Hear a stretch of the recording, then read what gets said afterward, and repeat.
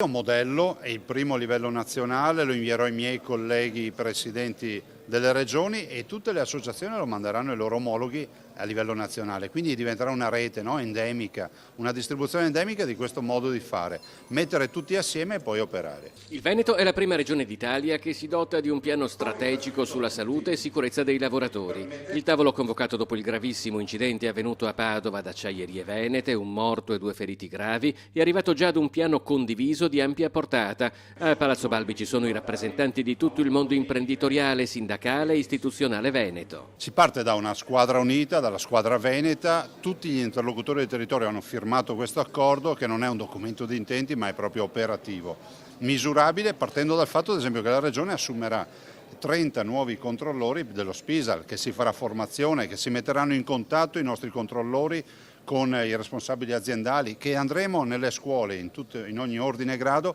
a parlare di sicurezza nel lavoro. Abbiamo avuto 33 morti dall'inizio dell'anno, una media di una cinquantina di morti all'anno e vogliamo abbandonare questo primato. La provincia di Padova e il Veneto più in generale continuano a registrare troppi infortuni sul lavoro, una tendenza che deve assolutamente essere invertita. È fondamentale che ognuno dia corso ai propri impegni. Questo lo facciamo, no? La formazione, il tema del dialogo, le azioni di accompagnamento, i controlli, ma ricordate sempre che le sanzioni dei controlli noi le investiremo per assumere ancora controllori, il che non vuol dire che si giocherà a guardie ai ladri, questo è un accordo chiaro, ma vogliamo puntare a mortalità zero.